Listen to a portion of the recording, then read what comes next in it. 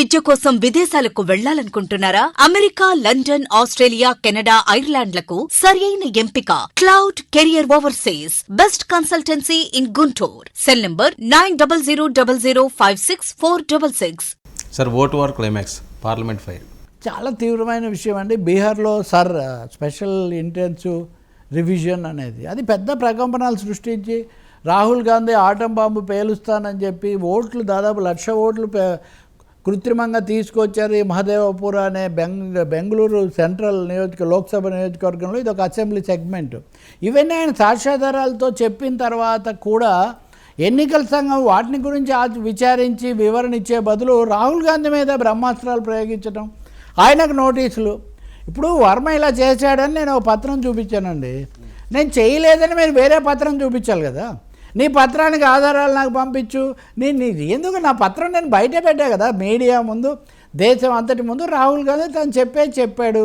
అలా లేదు, ఉదాహరణకు సెకండ్ రాణి అనే ఆమె ఓటు 2 చోట్ల ఉందని రాహుల్ లేదు అనేది కదా ఎన్నికల సంఘం చెప్పాలి. అంటే ఎన్నికల సంఘం అన్నది మిగతా వ్యవస్థలకు ఎన్నికల సంఘానికి ఒక తేడా ఉంది.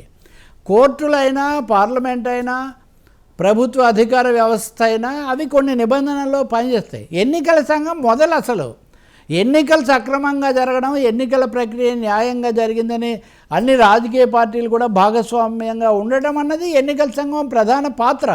ఇక్కడ ప్రతిపక్ష నాయకుడు వచ్చి స్వయంగా తప్పు జరిగింది, ఇన్ని ఓట్లు 65 లక్షల ఓట్లు బీహార్లో తీసేయడం తప్పు, లేదా ఇక్కడ ఓట్లు తప్పు అని చెప్తుంటే ఆయన సాక్ష్యాలు అడుగుతున్నారు, కానీ ఆయనతో మాట్లాడడానికి సిద్ధం కావడం లేదు. హెచ్చరికలు, నోటీసులు.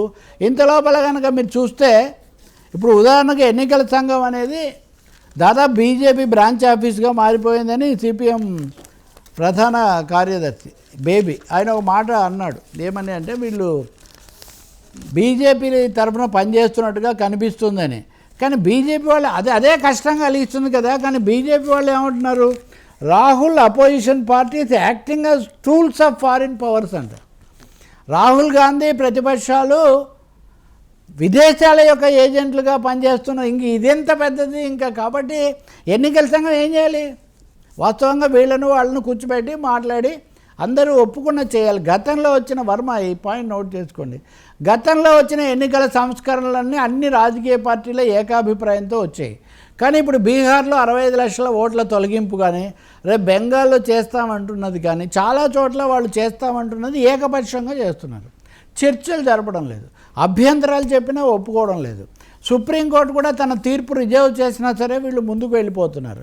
దీని మీద ఈరోజు చాలా తీవ్రమైన దుమారం వచ్చింది. ప్రతిపక్షాలన్నీ ఎంపీలు ఎన్నికల సంఘం ఆఫీసుకు ప్రదర్శనగా వెళ్తే వాళ్ళని అరెస్ట్ చేయడం, వాళ్ళ మీద దాడులు ఇవన్నీ కూడా జరిగి తీవ్ర ఉద్రిక్తత ఏర్పడింది.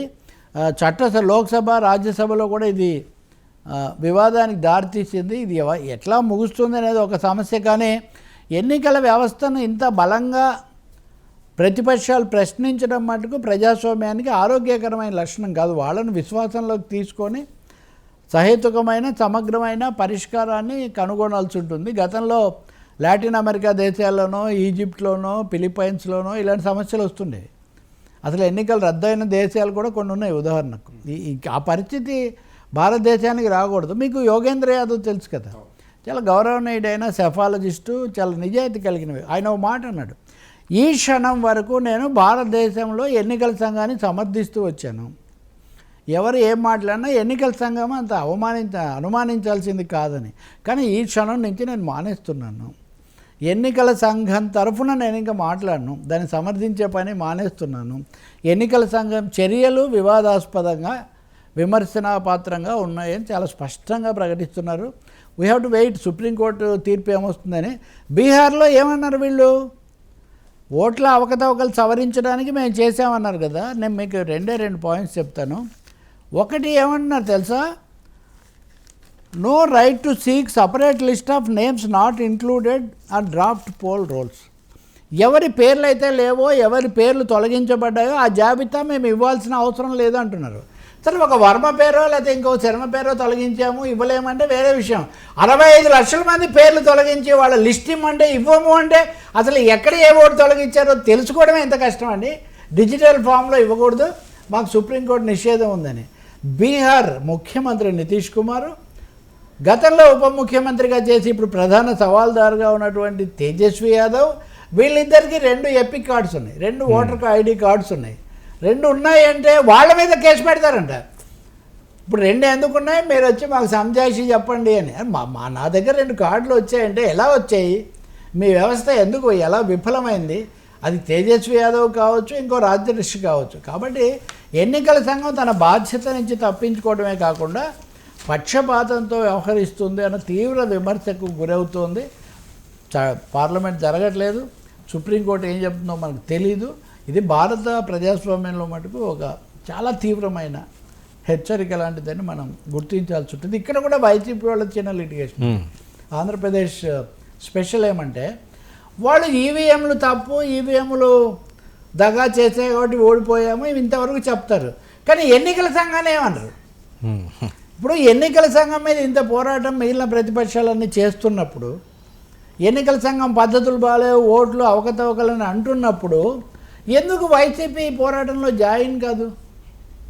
అంటే ఎన్నికల సంఘాన్ని ఏమన్నా అంటే మళ్ళీ కేంద్ర ప్రభుత్వము బీజేపీ ఇదంతా వస్తుంది కాబట్టి ఏం మాట్లాడినా ఈవీఎంల మీద మాట్లాడతాం కానీ ఈసీ మీద మాట్లాడడం అనే ఒక వైఖరి వాళ్ళు తీసుకుంటున్నారు.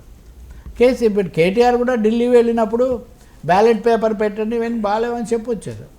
కాబట్టి ఈ తీవ్రమైన ఛాలెంజ్, దీన్ని ఏం జరుగుతుందో మనం చూడాలి. లోక్సభలో ఇది చర్చించకూడదని.